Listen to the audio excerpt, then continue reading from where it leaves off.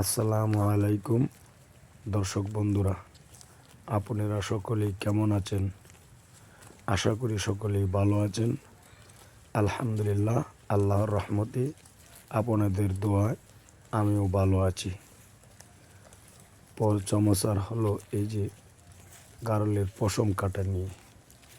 গারলের পশম কেটে দিলে গারলের শরীরে ঘাম জমে থাকে না, কেননা গারল প্রচুর ঘামে।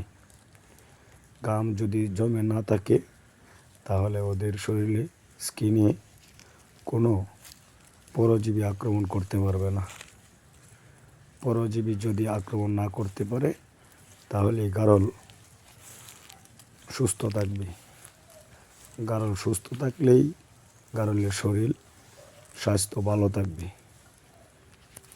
যার ফলে আপনারা সকলেই গারলের পশম কেটে দিবেন সময় মতো, যেন অতিরিক্ত লম্বা না হয়।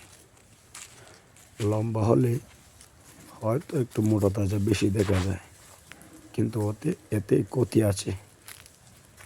যার ফলে গারলের পশম সময় মতো কেটে দিবেন। যেমন কেটে দেওয়াতে আরও অনেক লাভবান আছে। অনেকের মধ্যে দুই একটি লাভবান আমি বলতেছি। এক, ওরা যখন স্বাচ্ছন্দ্য বোধ করবে ওরা তখন ভরপুর খাবার খাবে। গারল ভালো থাকতে হলে ওদেরকে ভরপুর খাবার খাওয়ার সুযোগ করে দিতে হবে। ভরপুর খাওয়ার সুযোগ পেলেই ওদের স্বাস্থ্য ভালো থাকবে। আশা করি আপনারা সকলেই বুঝতে পেরেছেন। আর আমার গারলটি যেন ভালো থাকে সবাই দোয়া করবেন।